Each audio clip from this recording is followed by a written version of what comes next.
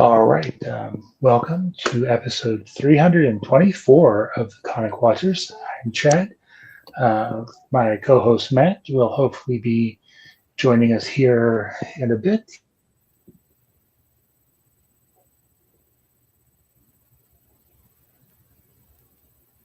And we're, I don't know what's okay. There we are.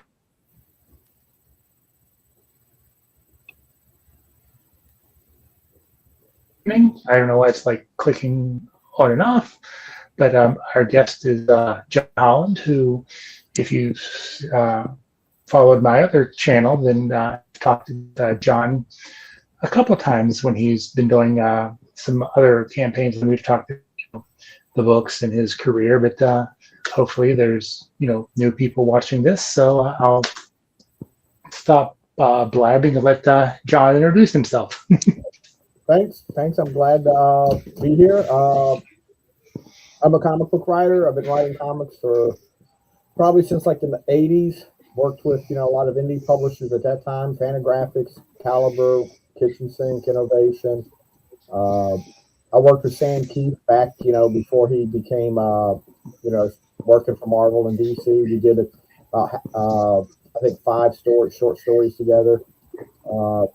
Throughout, some of the like Death Rattle and a few other titles. Working now, I've done some work with Antarctica Press. I just signed a contract with Source Point Press, and I'm still doing a lot of stuff under my own imprint, Diebold Comics. Well, we love ourselves some Source Point Press here, and Diebold too. Like I said, we've talked a couple times over the years, but again, for maybe people who haven't watched seen one of our interviews, why don't you kind of take us through to start off with your experience as a comic book reader that led to writing comics? Well, I've always read, since I was probably like 4 or 5 years old. I mean, I always remember reading. I don't remember a time when I wasn't reading something. I'm one of those people that will read the back of a cereal box if I have it in front of me. So I was reading like books, Dr. Zeus and other books, when I was a kid. I also started picking up comics like Three Musketeers, Casper. DC Batman. I remember reading like the 100-page Giants, from DC Comics.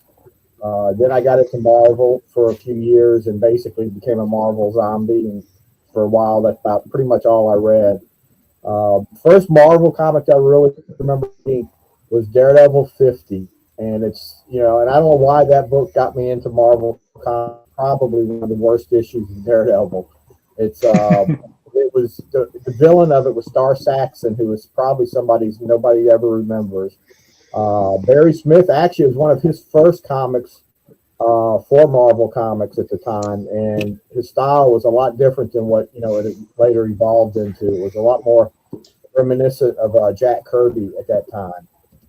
But overall, the book wasn't all that great. But some reason, I got fascinated with Daredevil and continued to read it, and Daredevil got a lot better real quick. And then it got into like all the Marvel comics, and from there, once the direct market started and all the new indie publishers came out, like First Comics and Pacific Comics and Eclipse Comics, I kind of stopped reading.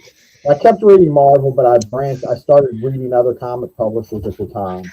I was a real big reader of all the indie guys at that time.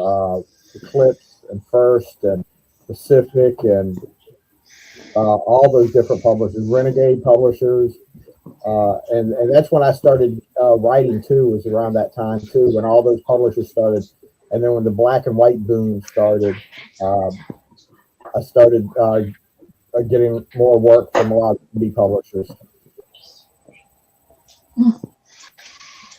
So, what is it about the comic books that made you want to write your own? I think like I said, probably was the Marvel comics at the time, and besides just comics wanting me to write, it was I was a big science fiction reader too, and one of my favorite writers was Harlan Ellison, who was a short story writer. And, he's not as well known today.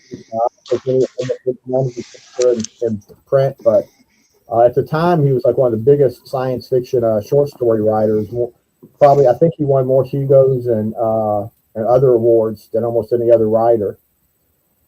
And his stories, he would write introductions to his stories, and sometimes his introductions were longer than the stories. But he would always talk about, where he got the ideas from and how he wrote it, and just basically a lot of what was going on in his life at the time. And that just fascinated me, and I became, and it kind of opened up a window on the other side of what a writer really is. And I've always wanted to write since I was probably in high school, and I tried to write science fiction for a while, but then I've been a big fan of comics, so of course that was something I wanted to write too.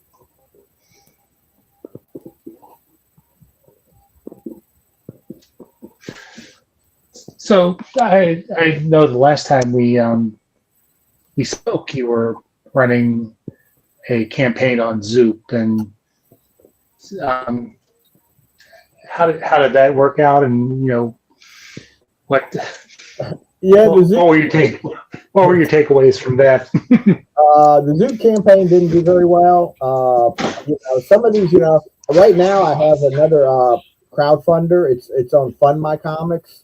And so it's basically, I kind of just migrated the campaign from Zoop over to Fund My Comics.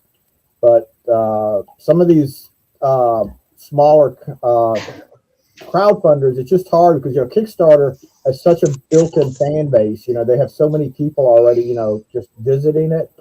Right now I have the Diebold Comics digital library on Fund My Comics, and just trying to get some traction on it. But Zoop didn't do too well. Right now, it's really the Fund My Comics isn't doing all that great either. I've got plans for a Kickstarter coming up that really was supposed to start like next week, but we've had some issues that we're going to probably have to push it back maybe a month, maybe 2 months before we can launch it. But we still, I think I'm going to use Kickstarter once we get everything settled with the issues we have. We'll be debuting on Kickstarter, and probably I'll stick with Kickstarter because Kickstarter just has so many more people just looking at the sites on it. And unfortunately, Fund My Comics and Zoop just aren't as big yet. So I've never.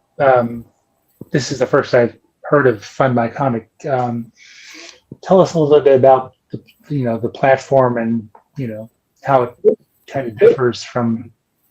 It's not a whole lot. I mean, I think all of them are pretty similar. It's fairly similar to like Kickstarter.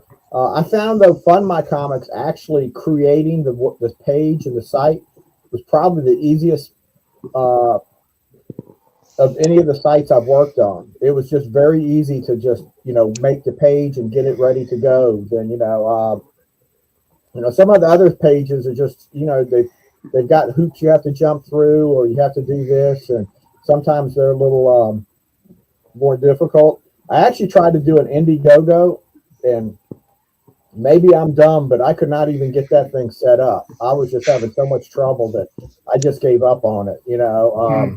So Fund My Comics, was really easy to set up, and I like it, but I just, like I said, we're not getting a lot of eyes on it yet, I don't think, and I just don't know, I just don't think they have the reach that Kickstarter does. Yeah, I mean, I can definitely see that. So, what are you offering the same digital package you were offering on Zoop, and kind of why don't we go through the books, there? Yeah, we've got the same books that we had on Zoop for this one. I see your shirt. Is that for the Abbott brothers? Yep. Oh, cool. I like them. But so it's the same books that we had on Zoop, but I changed the bundles a little bit. I actually have a everything bundle where basically you get all the single issues, you get the trades, for one price. For $50, you get like the 16 single issues and the 3 trades, which if you add everything up, all the issues, that comes to about $1.85 for a comic. So it's a really good deal, I think, if somebody just wanted to get everything. For $50, you get all of it. But the single issues are still $5. The trades are $10. So I think it's a really good price. For the trade, for the single issues, the trades are at least 4 issues of a trade, so they're $10. So you're really getting a good deal on those also. Now, what are some of the books that you're offering? Because I saw Alma, which is your kind of the grandmother, Buffy the Vampire Slayer homage. Alma is there. Alma is What If Buffy Was a 72-year-old grandmother. That's also that's on there. A Girl and Her Dog is being offered. That's the book that Tony Isabella, creator of Black Lightning, called one of the best books of the year when it came out. I've got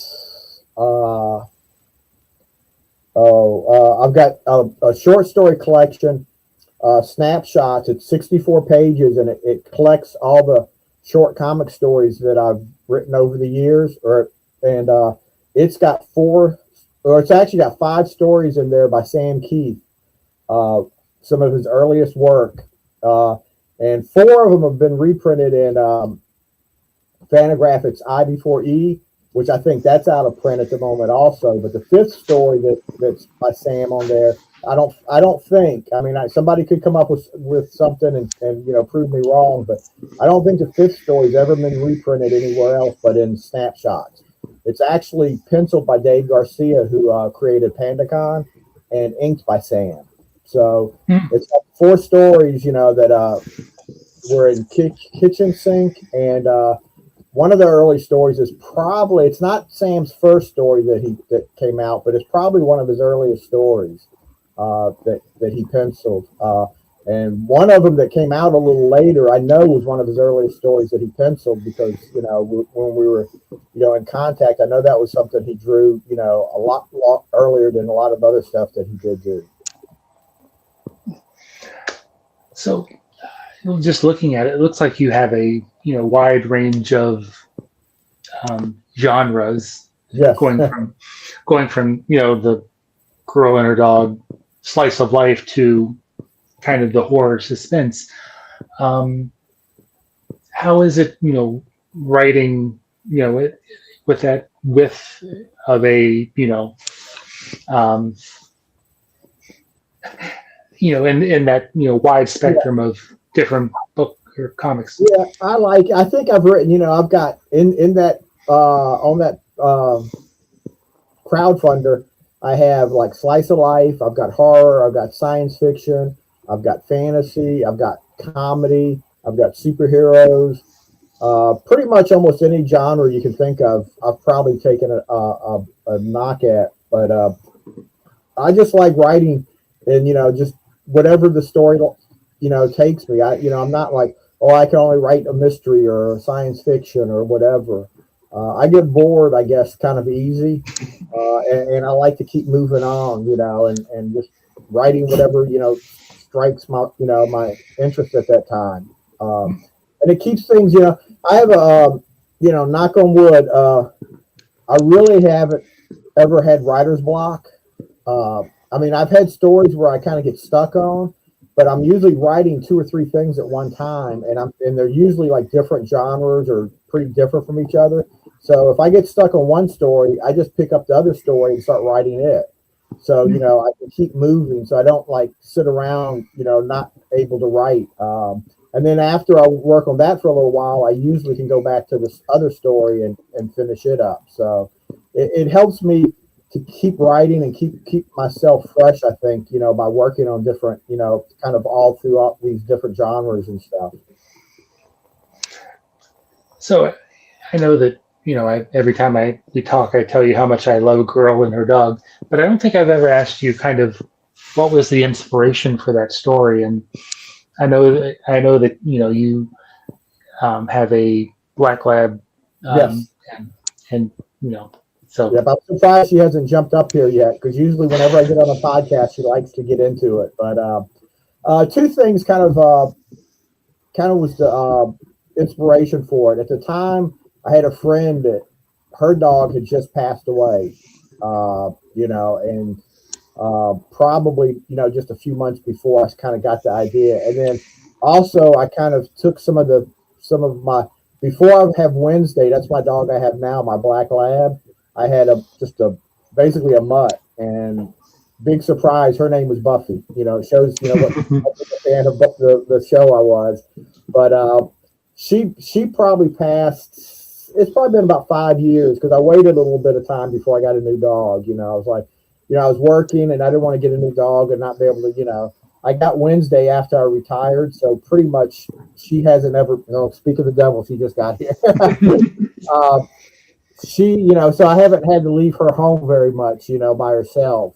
But so, some of what happens in A Girl and Her Dog, here she goes, is based on when Buffy passed, like the scene where she has to have the dog put to sleep because he was too old and sick. And when she's sitting there with the dog, and when they ask her if she wants to leave, and she tells them, "No, I want to stay here and hold the dog." That was right from when I had to do the same thing with Buffy. So it was a combination, and it just, and then the title came from going back to Harlan Ellison, because Harlan Ellison, one of his big stories is A Boy and His Dog, which the movie was based on. Mm-hmm. And so I just kind of took that title from him and just changed it. One of the things I get asked, more than, a lot at comic shows is when they see the comic, the first thing they'll do is that similar to A Boy and His Dog? And it's nothing like A Boy and His Dog, because that was a big science fiction story. But, I thought the title, it was kind of a homage to Harlan, my love for Harlan's work. And I just thought the title worked so good for the book. Now, having written it, after the passing of, your dog, was there any catharsis that you received, from getting those feelings out onto the page and kind of, expressing? I think so, because, I've always had a dog, all my life. I've always been a dog person. So, and, when Buffy passed, it was hard. I mean, she had been, I think she passed at 16 years old. So she lasted for a while. It kind of helps you kind of, resolve some of those feelings a little bit, kind of being able to put them in a place. And it wasn't long after that, that I wrote that I ended up getting a new dog too. I think it kind of let me move past not wanting to get a new dog because, and start thinking about, okay, it's time, for me to get a new one. Well, I know having had, dogs and losing, them suddenly or, unexpectedly. And even we had when I met my wife, she had a black lab who lived to be 16. And that was, even hard when it was obviously his time to go, but that was, very hard for both of us because he was a bigger part of her life. But, yeah. I had to pass that test when I met her. Oh yeah. Yeah. And like I said, Buffy lived to 16, so she had a good, long life. But, even though part of you kind of expects it, you're not really ready for it, because when Buffy passed, I actually was working and I came home for lunch and she was just like laying on the floor, and just kind of passed out, and I had to rush her to the emergency vet. And excuse me just a second, my dog is making a mess.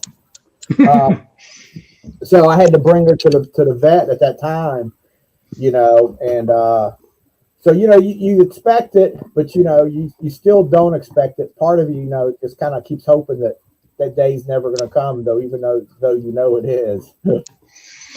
And then once, we've moved on, we tell ourselves we're never going to do it again. What do we do? Yeah, and it took me about 5 years because I was like, nope, I don't want to, do it right away. I needed to, kind of compress and, wait till I was ready again. And who was the artist on that book? That was Hernan Gonzalez, who's actually the same artist on Alma too. And Hernan has done very well for himself. I'm very proud of Hernan's because he's working for. Oh, excuse me, I've got indigestion. I think he's working for IDW on Star Trek. So he's been doing a lot of work. He's worked for a couple other of the indie publishers, and I can't remember which ones. I don't remember if it was Oni or Boom or one of those, but he's doing he's doing Star Trek. And last time I just talked to him, he was telling me that and I don't remember if it's another Star Trek book or something else, but IDW wants him to do another book coming up too. So nice. Well, you can always say when you guys work together again, you can say discovered by. Yes. Well, I was thinking of that because I started working with Sam Keith before he became famous, and now I'm like, see, if you come work with me, you'll become famous. I know when we talked last time, it was around the time that he passed, and I know that you guys just kind of drifted apart. But how did you guys meet each other and collaborate on what you collaborated on? We did. Now this is old because I'm old, so this is a long time. This is before the internet. This is before smartphones. This is like we had to talk through landlines, and all our everything else was through the mail. But at the time there was a newspaper called Are you talking the 1900s? Yeah. Pretty much. But there's a newspaper called the Comics Buyer's Guide, and it was published weekly, and that's where all of the news from comics came out. That's where Marvel and DC and later when the indies first started, like First and Pacific and those, that's where you get the news. That's where you see the new comics coming up or who was working on the comics. And in the back of it, they used to run a classified section. And I used to advertise in the classified section every week looking for artists. And that's how I was finding artists at the time. And that's how I found Sam. And we started, he wrote me and then I wrote him back. And then we started talking on the phone. And, it just developed into we both wanted to work together. And at the time, when we first started, I don't think anything of his had been published. I think one of his stories in Kamiko Primer ended up getting published, Max the Hare. And that was an early story from him. But, so we started working and, we came up with some ideas. And I'd write a script and send it to him. Then he'd send me the, copies of the artwork. And I was talking to somebody about this the other day that, I love the fact, with email and all this, you get, instant, they send it to you, you open it up, you can see everything. But there was kind of a thrill walking to the mailbox and opening the mailbox and then seeing this big envelope in there, that I seen was from Sam, and knowing that, there's artwork in there. And then just, before I even got to the house, I'm ripping it open and pulling out the pages. And it's like, seeing, the script that I just sent him, seeing it drawn, it was like, it was really cool. It was, kind of a thrill that, I still get that thrill when I see something, through email and everything, but, it was a different type of feeling when you're, having to wait, a couple weeks or so to get it through the mail and then open it up and all of that. I too, remember a time before, the interwebs and all that good stuff. And, getting things in the mail was always, fun, but I can just imagine how it is to finally get to see some artwork on the story that you're collaborating with. Yeah. And, we were still talking when he started getting the work, when he got Sandman, with DC Comics. That was his first really big break. And I remember him sending me copies of Sandman before it hit the newsstand. He was saying, "Here, look, here's my new comic," and he sent me like the, Xerox copies of the first issue, which was kind of cool. So I think the first time that we spoke, it was probably close around the time of the pandemic, is when you were doing Alma. Yeah. Kind of, tell us a little bit about that book and if there's more coming down the line, or. Yes, there will be more coming. That's actually the book that I signed with Source Point Press for. Alma was always, the plan for Alma was to do it like in arcs, like 3 or 4 issues, a storyline, and then do another 3 or 4 issues. Well, Source Point only publishes trades. So basically, we're going to do the first story arc, and they'll publish it as a trade. It's probably not going to be out for at least a year. But Alma was, there's two inspirations for Alma. One, of course, is Buffy, the Vampire Slayer. Because I'm a huge Buffy fan. I rewatch Buffy every couple of years. I'll just, every about 2 or 3 years, I'll sit down, put the disc. I've got all the DVDs. I'll put them in and just watch it from beginning to end. So Buffy, actually, the idea for Alma now came from Facebook. There was and I don't know what Facebook group it was, but some Facebook group had made a comment about how in fantasy stories the hero was always the young viral guy or girl, that gets the powers and goes off to fight the demons and the wizards and whatnot. And the guy made a comment about, well, what if somebody's grandma got the power?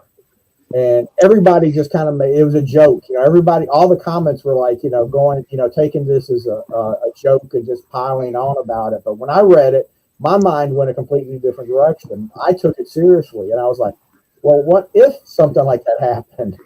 So, I kind of took, the basic premise of Buffy, which is also, premise of a lot of other, pieces of work, and just created Alma. And the other inspiration for it was my mom, because when I was trying to figure a name for the character, I was trying to think of, I wanted a name of something that, I thought was a strong female character, and Alma is my mom's name. So I was like, that's perfect. I'll just use my mom for that. And actually there's a little bit of my mom in the character, and, and my dad, there's, I use a little bit of there to help, with the personality. But so I published Alma first in the 24 issues, and it was before my mom passed. She actually seen it. She seen the 24 issue version of it. But then she, about a year after that came out, or maybe less than that, she passed.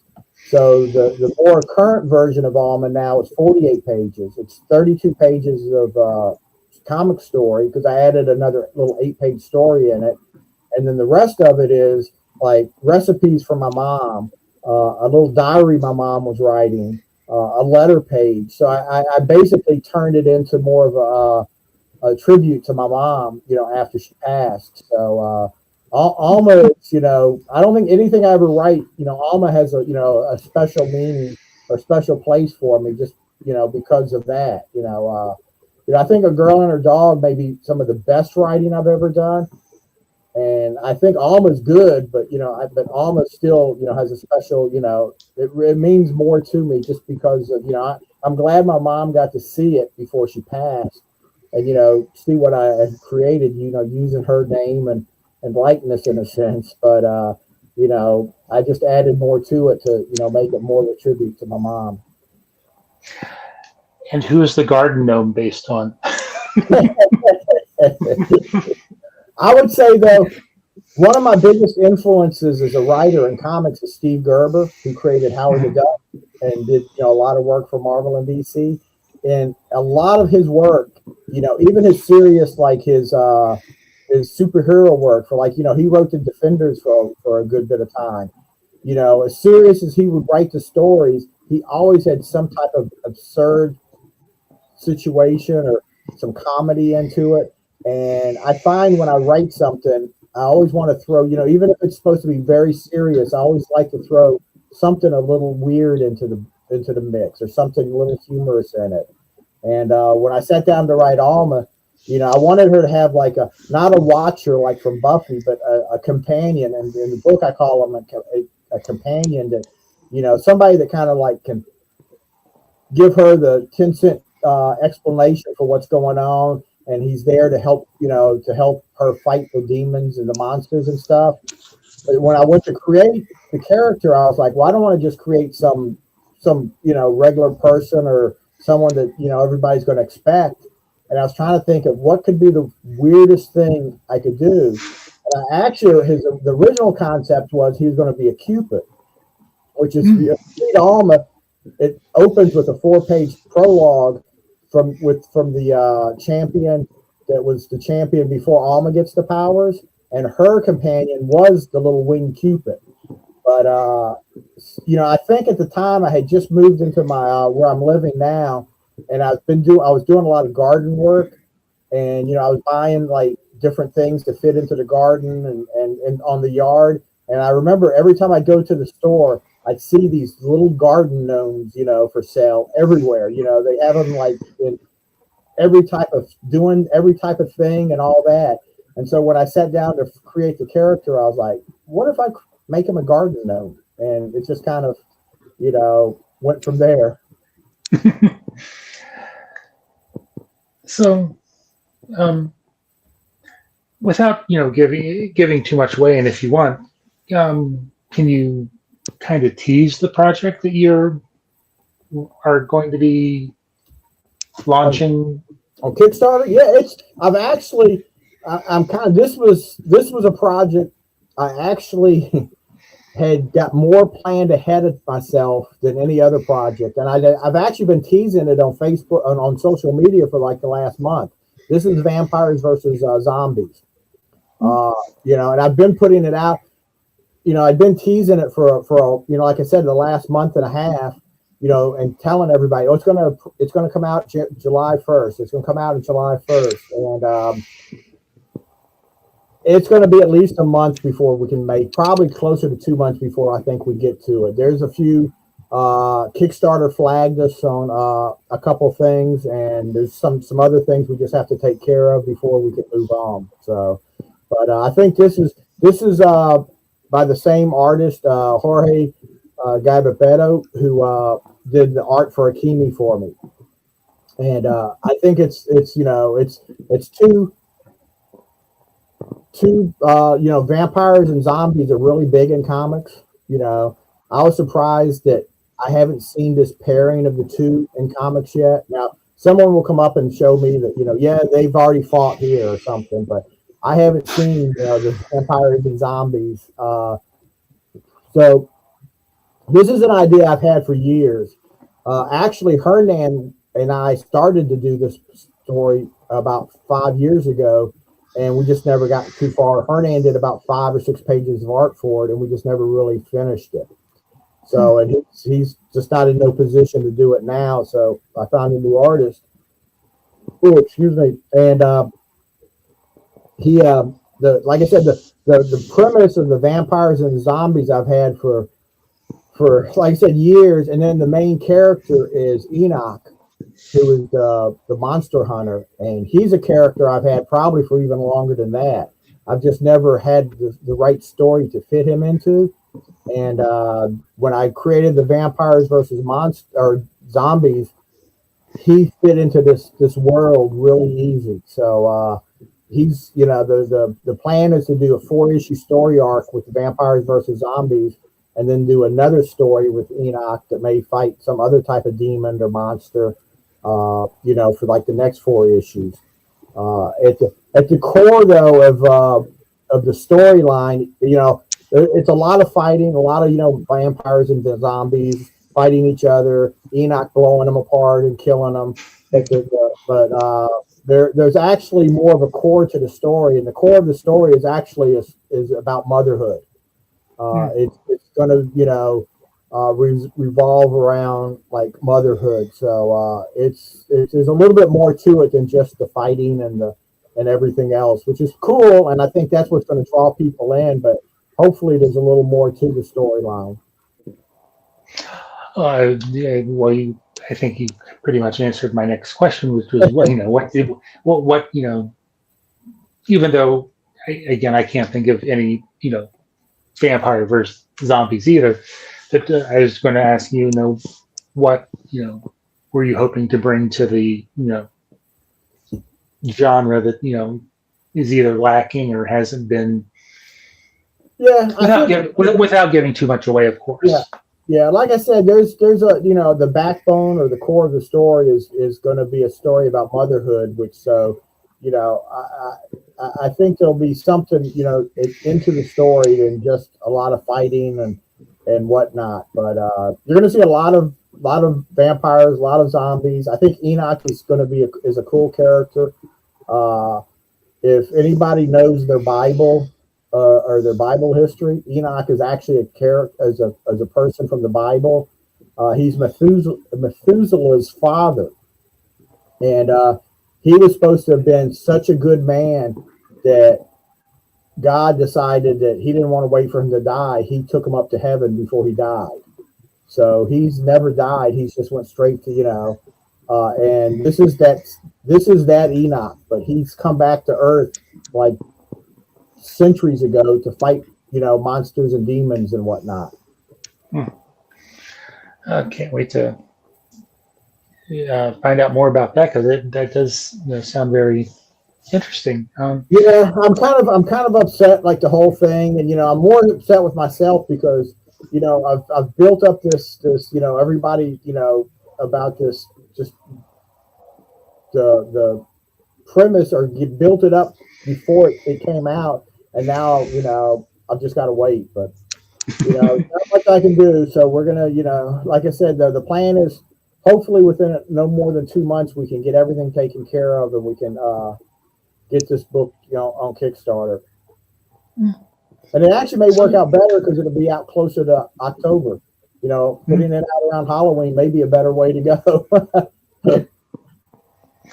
So we've talked about your slice of life stuff. We've talked about your kind of supernatural horror stuff. Tell us about some of your you're dabbling into the comedic side of writing. Probably I've got two things. I think my two biggest comedic stories. One is Joe Bushkin, who is I don't know how many people are familiar with Hunter S. Thompson anymore. He was a writer for Rolling Stone, a political writer. He wrote a lot of about politics during the 70s for Rolling Stone. They've actually made a couple movies about him. Johnny Depp. Fear and Loathing. Yeah, and then I think where the Buffalo Roam or something. Johnny Depp played him in one of the movies. I know. Well, it was Fear and Loathing in Las Vegas. Oh, was that the one? Okay. Which is an awesome movie. Just yeah. And Hunter S. Thompson he's credited to creating gonzo journalism, where basically he puts himself into the story, But if you've never read any of his work, it's worth going back and reading. He wrote a book about the Hells Angels. He's got Fear and Loathing on the I don't remember what it was on Fear and Loathing on the Political Trail or something like that, where he talked about the 72 presidential election. But he's a really good writer. I mean, he is, of course, most of what he's writing about is a little dated now because it's all in the 70s and 80s. But so Joe Bushkin, though, is what if Hunter S. Thompson retired, moved to Florida, and became a Republican? And he also has the face of a pig. So and he dresses like in the like a typical American tourist, with the flowered shirt, the Hawaiian type shirt, shorts, the big socks and sandals, and I think it was pretty funny. We did one issue of it. I was always hoping to do more with the character. but then the other one, which we've done 2 issues of, or 2 books with these characters, and we're working on a third, is 2 Tons of Fury. The 2 main characters in it are all the characters in this book are from public domain, from like the past. The 2 main characters are Herbie the Fat Fury and Fat Man the Human Flying Saucer. So with those 2 characters, it can't be a very serious book, So and it's not, we're the first issue we did. The first issue actually started because the artist on it is Larry Gidry, a local artist here, a friend of mine. He was doing covers, imaginary covers that he was selling on eBay. He's a big fan of comics from the '60s, like Justice Society and the old Justice League. And he was doing covers, imaginary covers featuring those characters, and was putting on eBay. Well, he did a cover featuring Herbie and Fat Man, and he put it on eBay. And I seen the cover, and I was like, and he had been after me for a while. He kept telling me, we got to do a story with Herbie in it. We got to do a Herbie book. And I kept going, no, I don't want to do it. Well, when I seen this cover, it was like, all right, we're going to do a book. I said, this cover is just too good. And so we've got those 2 characters in it. We have a character called Billy Bounce, who was from I think he was a comic strip back in 1904. He's actually was created by the artist that drew, or that didn't draw, but illustrated the first Wizard of Oz story. He created Billy Bounce, and Billy Bounce was kind of a forerunner of Bouncing Boy from Legion of Superheroes. He just blew himself up and he bounced around. So he's in the story. There's a Captain Marvel in the story that's not the Marvel version or the DC version. Back in the '60s, there was a character called Captain Marvel. He was an android that he would yell "split" and his body would like fall apart. And then we I did the same. Yeah, and we've got a few other characters in there from the public, from the time. But it's a cool little story, I think. We've also did a story where the 2 Tons of Fury meet Tomorrow Girl from Antarctica Press. Because actually Ben Dunn, because I publish everything on Facebook. When I start doing a story, I start putting pages and stuff. Ben Dunn from Antarctica Press had seen the pages that I was putting up for 2 Tons when we first started doing it, and he liked it. He actually printed the first comic too. He had printed 2 Tons in one of his anthology books, and then he wanted us to do a story where they met Tomorrow Girl. So we did a story where they met Tomorrow Girl, and in that story we bring in Atomic Mouse, and I don't remember who else right now, but I remember we did introduce Atomic Mouse from the 50s too in there. Now we're working on a new story with them where 2 Tons of Fury meet Cthulhu. So this one's going to be very weird. It's not going to be a Cthulhu most people have read about or seen. So, as like we said, your writing spans the spectrum of genres. Do you find one, more challenging to write, one more easier to write, or is it, you're, as you said, you're writing something, you think of another thing, or you figure out how to move this other story along, and you just go that way? Yeah, I don't, everything sometimes has its, issues, and, sometimes, but once I get into the story, I usually, it kind of clicks.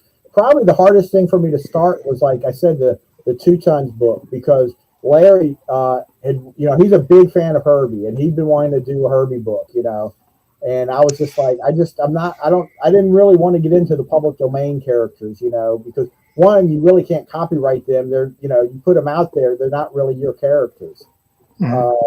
But, I just kept putting it off for a while. But then once I started writing it, it kind of started clicking. But Herbie was a character though I've had trouble, or it's hard for me to write because Herbie is such a weird character. His speech and just the way he acts. But you know, so everything. Sometimes I may like hit a roadblock when I'm in the middle of something. I'm not a I don't I when I write I don't like compose outlines, and I don't know, basically when I start writing, I know the beginning of the story, and sometimes I know the end of the story, and I don't always know the end of the story. And I just kind of start writing. I get the characters, I know where I want to begin, and then I just start writing. And I usually have like points in between that I think, okay, I'll do this and this and this. But even that changes, like I'll be like, okay, well, this is what was supposed to happen, but now I've decided to take a right turn instead of that left turn, and I'm adding something else, or things are changing on me. I kind of like giving myself that freedom where I don't lock myself into like, okay, this is what you planned out, so this is what you have to write. Because as I write, the characters, I mean, I know it's a kind of a cliche, but as I write, the characters kind of come to life for me, and I kind of start seeing more of how I think they would react, or maybe what should happen, and it gives me that freedom. I think it keeps the story fresher too than getting myself locked into doing something that, even though I think, well, that may not be right now, but nope, it's on the outline, so I have to put it in. Now, having been a indie creator, for I don't know how many years, but since before the internet. Yeah. I don't say how many years, because then I really feel old. How has,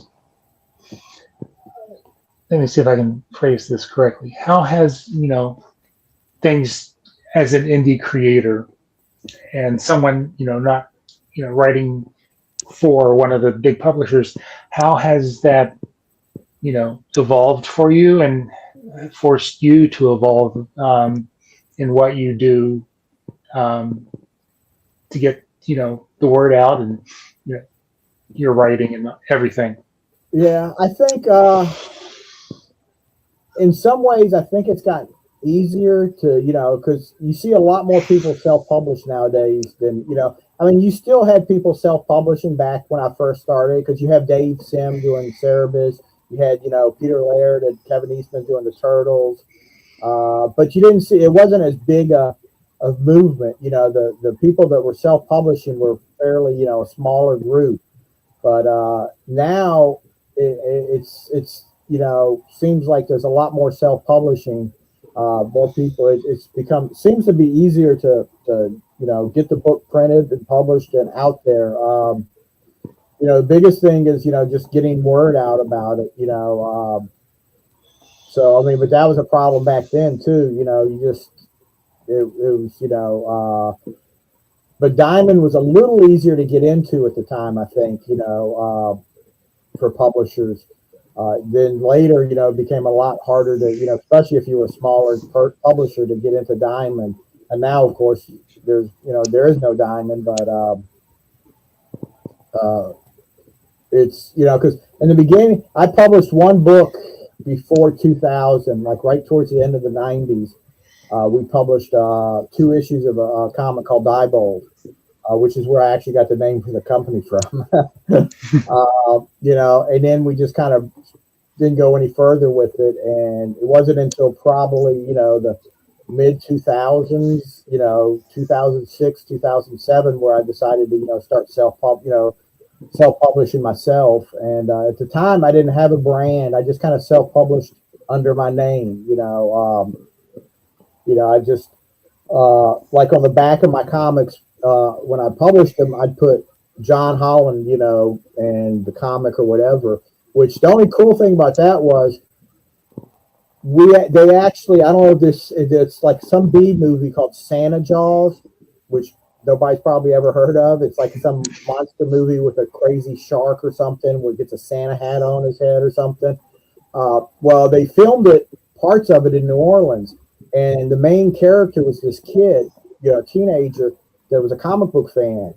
Well, my local shop is where they filmed all the comic book scenes in it. Was at the shop I was at, Well, so they wanted, of course, a background of comic books. Well, they didn't want to use Marvel or DC or any of the names where somebody might, hey, you can't put my comic in your movie. So basically, when the kid was at the newsstand, they had this, they moved the racks up closer, and at that time, I think I had about maybe 10 books or whatever, and they put all my comics behind them. So you've seen all the comics. And at one point, the kid was laying in bed reading one of my comics, and you see it like, he's holding the comic up, and you see the cover of the comic, but you see the back of the comic with my name on it. So my name actually appeared in the movie. So that was kind of cool. But I figured I needed a brand. I needed to brand all these comics under one thing. So I kept trying to come up with a name for the company until I finally just kind of thought, well, Diebold, kind of break it up and make it 2 words. I like that. That's kind of a striking name. It's kind of cool. So that's what I ended up going with. So if I were to strand you on a desert island and only let you take 5 things to read, and I'll be nice and allow you to have complete runs of like say an artist, writer, artist. What are you taking with you, and why? That's tough. One of the books that I might take right now, one of my favorite books. Now this depends on how it ends too, because they haven't finished the series. Is, and I always get the title wrong. What's the Furthest Place from Here by Matthew Rosenberg and Tyler Boss, I think. That I'm in love with that book. That book is just so cool. It's just so good. It's got, I think there's 4 trades out. I think there's going to be probably enough to do one more trade, and then they're going to end it. That I probably would bring, unless they really just screw the ending and really make it, unless they pull a Lost and make it terrible. Because, Lost was one of those TV shows that I loved until the ending. And now after that ending, I can't go back and watch Lost. But so that would probably be one of them, because like I said, I love that book. That book has just become probably one of my favorite books. Probably Saga. Saga I enjoy reading. That's Love and Rockets. Love and Rockets I think is the best comic book published right now. Probably in the last 2 decades. That's probably, or even longer than that. Now it's been out longer.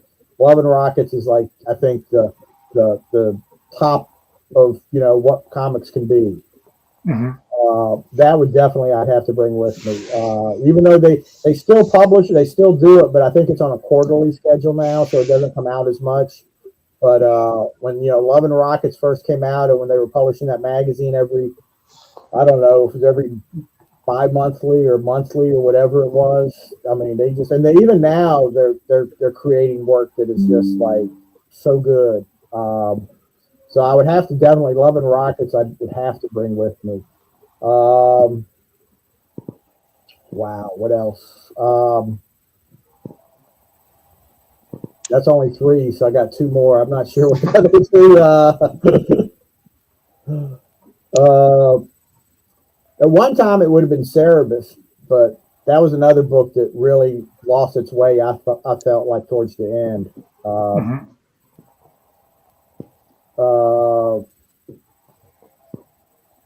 Could be Mage by Matt Wagner. That's a book that I think has stood the test of time. It stood like he did 3 different versions of it. The 3 Mage 1, 2, and 3. Mage I really enjoyed a lot.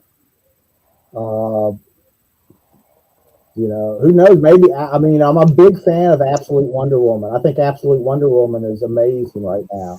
Most of the Absolute line I've been enjoying a lot. But Absolute Wonder Woman has been doing really well. So that could end up being one of those books that I go back to and really enjoy. We just had Kelly Thompson on two episodes ago talking her new Buffy series and some Wonder Woman. Yes, I'm looking forward to her Buffy series. Yeah, her Wonder Woman is awesome. I liked when she did Hawkeye, and then West Coast Adventures. I've been a fan of her for a while. I think she's an amazing writer.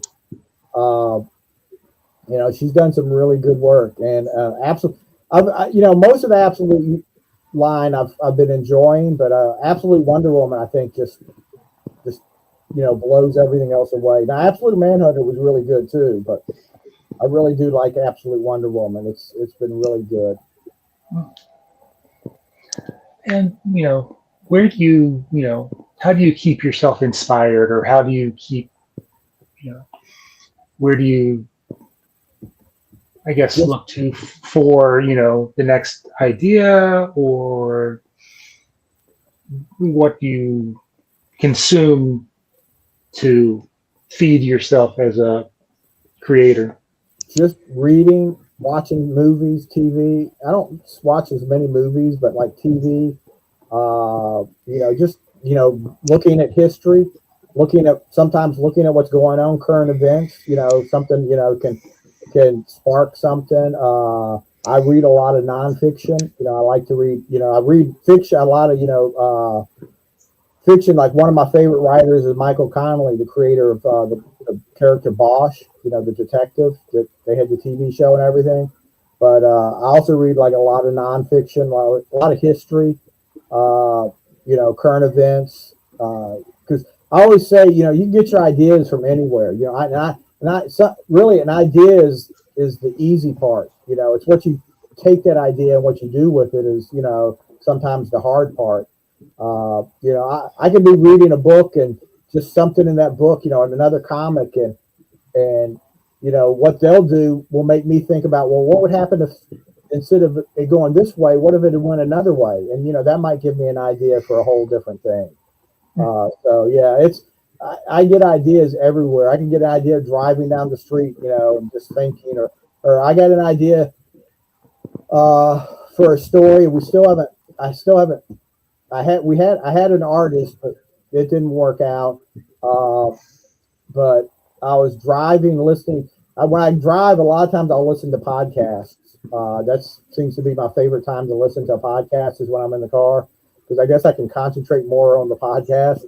And it was actually Matthew Rosenberg. I don't remember what he even said now. He was being interviewed, and he was talking about one of his books or something about writing, and he said something, and I don't remember what he said now, but when he said it, my mind said, oh, wait a minute, what about this? And it sparked an idea that I didn't know what to do with. I mean, basically, I just took that idea and put it to the side. I went home, wrote like a page of it, and then just put it to the side because I didn't really have anything to go with it. I just had this idea of this scene, basically. But then when I read another book called Murderland, which is a book about serial killers, and that kind of got me thinking about a different idea, which I was able to take that idea that I had before, and I was like, oh, these two things kind of work together now. And it just, it kind of started this whole idea about this other series that I'm kind of playing around with. I haven't really went too far with it yet. A serial killer and his dog. Yeah. You never know. So, what advice, given your time that you've put in as a indie creator, what's the best piece of advice you could give to someone who is thinking about, going down this path, or who is maybe struggling? There's a few. I think first, have thick skin. You've got to be able to take rejection.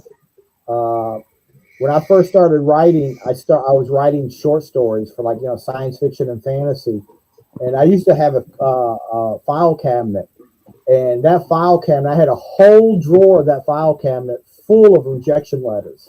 It's like every, be like, I'd send the story out, rejected, send the story out, rejected, but I never stopped sending the story out or sending these stories out. So you've got to have thick skin. You can't, I know it's hard when people say don't take the rejection personally, because part of me does, because, it's like, well, I just got rejected. How can I not take that personally? But you can't take it you don't want to write the editor and say, why did you reject this? You're an idiot. This is the best thing since sliced bread. Mm-hmm. So, you've got to have thick skin. I always say you have to have a healthy ego, but you can't have an ego so big that, you get pissed off or you start wondering, thinking all these people are idiots or whatever that don't see your brilliance. And you have to keep working at it. If you really want to do it, you have to sit down and make time. Most people don't do this as a full-time job. I worked in retail all my life when I was trying to write. Retail can be a rough thing because, retail. Soul crushing. Yes, very much. And I used to work like 50 to 60 hours a week. They expect you to be, especially when you're in management, you're usually salaried, so they expect you to put in a lot of time. Retail, especially the last, 25 years when I worked there, they basically, their idea of saving money is to cut employees and not have very many people working there and expect the salary people to take up the slack. So, it could be hard to find time, to write, but you've got to carve out those little spots, either write on the weekends on your day off, write in the morning early, write when you come home. Even if you only write for 30 minutes or an hour, at least you're getting something done. If you really want to do it, you have to find time to do it. And I always say, don't give up. Just keep doing it. Keep working at it. The more you do it, the more you write, the better you'll get. There's a saying that, for an artist to get, to really draw good, he has to draw 1,000 bad drawings. Well, it's kind of the same thing as a writer, to get good, you probably have to write 1,000 bad pages. I can look back at, when I first started and now, and I think, I'm a lot better writer. I know how to write better than I did when I first started. When I first started, it would be hard for me to just sit down and start trying to write something.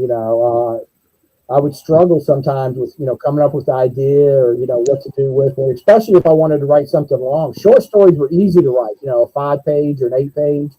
But, when I tried to write a 24-page or 20 pages, that was hard, but now I find, I can sit down and, write out that 24 pages without, worrying about it or thinking about it too much. So, I said, you have to have a healthy ego, but you don't want to have an overbearing ego.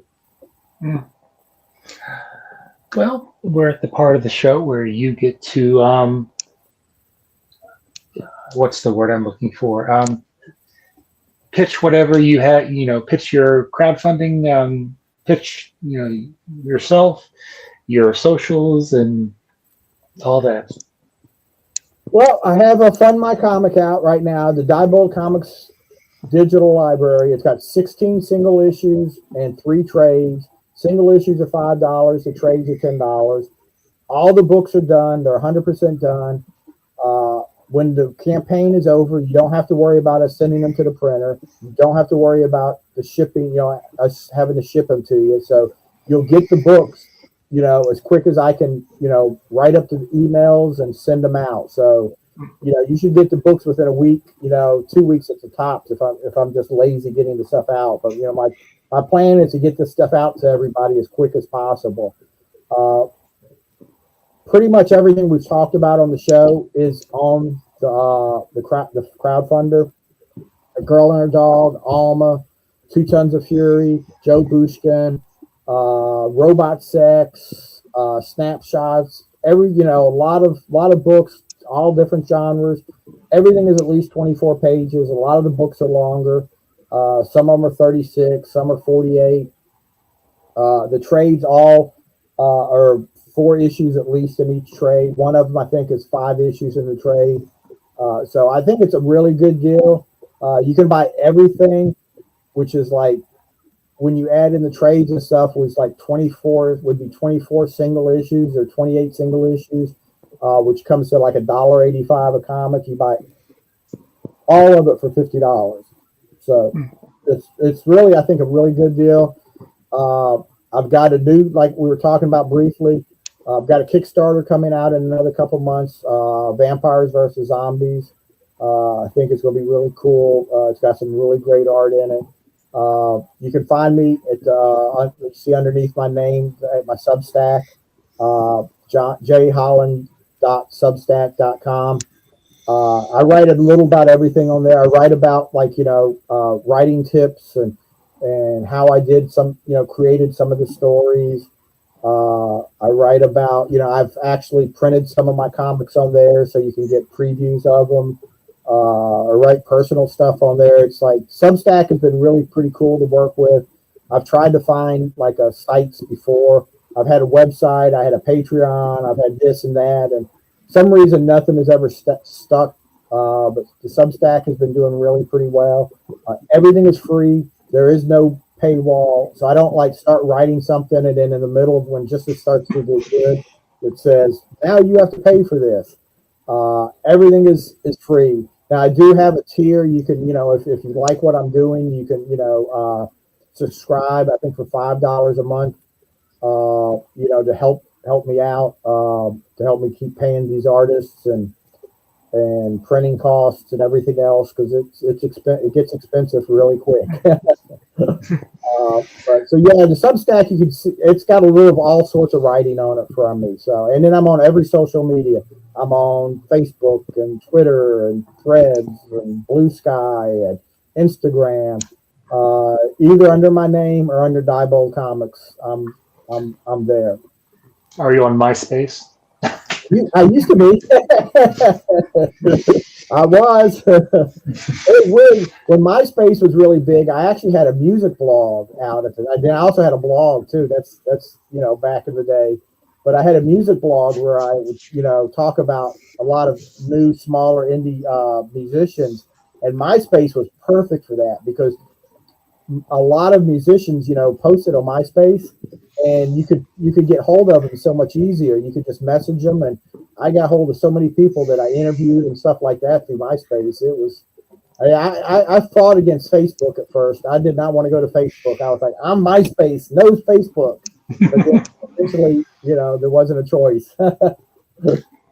And I think the last time we talked to you just about, I forget the name of the book, but it was like a book that kind of looked at Stephen King's works. Yeah. Oh crap! I just it was they created Maine. One of the colleges up there created a chair, a Stephen King chair.